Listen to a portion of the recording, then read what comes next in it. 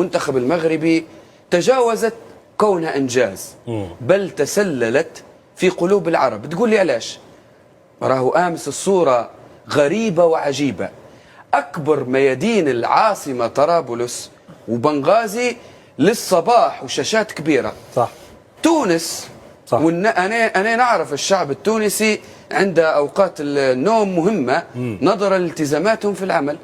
مش معقولة للصباح الشعب التونسي المقاهي مفتوح. صح. نقول لك حاجة كابتن طارق، أنا ممكن في مباريات المنتخب التونسي في بعض المقاهي ما شفتها زي ما شفتها في مباراة المغرب أمس حقيقة. يعني شوف، المنتخب المغربي البارحة كان في ليلة مغاربية عربية بامتياز حقيقة، وكانت في ليلة من ليالي الفخر والمتعة والسعادة والفرحة بالقيمة الفنية المتميزة جدا للمنتخب المغربي. ماناش نحكيو على منتخب الصدفة، ماناش نحكيو على منتخب التكتل الدفاعي، ماناش نحكيو على منتخب ردة الفعل، ماناش نحكيو على منتخب متقوقع ينتظر في المنتخب الهولندي اللي يسيطر بالطول والعرض. لا، العكس كان صحيح. اولا واهم شيء بالنسبه للمنتخب المغربي انه الاستمراريه الموندياليه.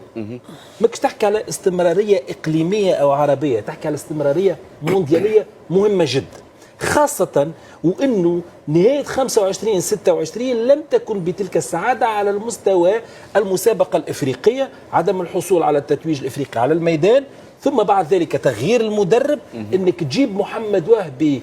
من الجميع يتساءل من يكون هذا الذي سيذهب بالمنتخب المغربي بنجومه ببونو ومزراوي وحكيمي وصبيري ويذهب بهم إلى المونديال الأمريكي أو الثلاثي باش يقارع كبار العالم ويمشي إلى نصف نهائي أو نهائي. مهم جدا، من الصعب بمكان أن تغير مدرب مونديالي حاصل على نصف نهائي كأس العالم ونهائي كأس أفريقيا وكون فريق متميز، تجيب وتغيره بمدرب محلي مغربي. وأهم حاجة صنعته الماكينة المغربية وقت اللي توج بكأس العالم. صحيح. مع الأقل من 20 عام شباب. فهو الصنيعة الشكل والأصل المغربية، وتعطيه المفتاح متاع المنزل المغربي وتقول له تفضل. مش هذاك فقط، القائمة صديقي قائمة مختلفة فيها 18 عام و17 عام و19 عام، وناس تلعب أول مونديال وكأنهم يلعبون آخر مونديال.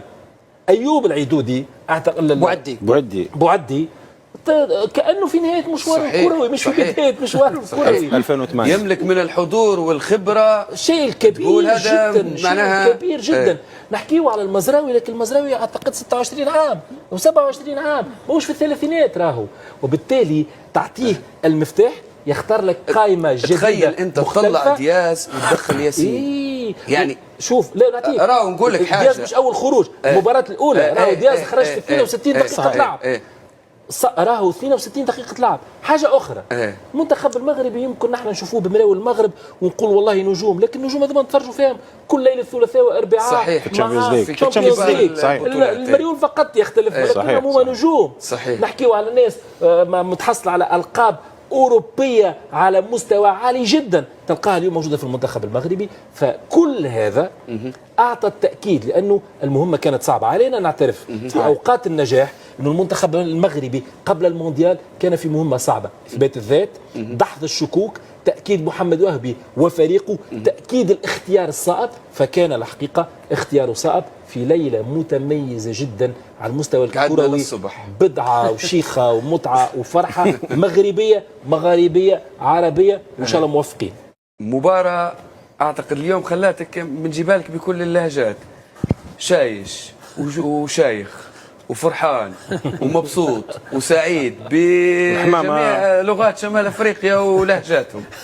أعتقد أن هذا المشهد ما هوش راهو مشهد أنك أنت تتجاوز دور. أعتقد أننا نشعر شعور كل مغربي، كل عربي، جميع الأصدقاء والدول الصديقة ما شافوش المغرب أمس تأهل وعبر بقدر ما شافوا المغرب واقف وكأن بمستوى المنتخبات اللي لها باع في المونديال على غرار البرازيل، الأرجنتين وإيطاليا، الند بالند، وربما كانت السيادة داخل الملعب كلها مغربية.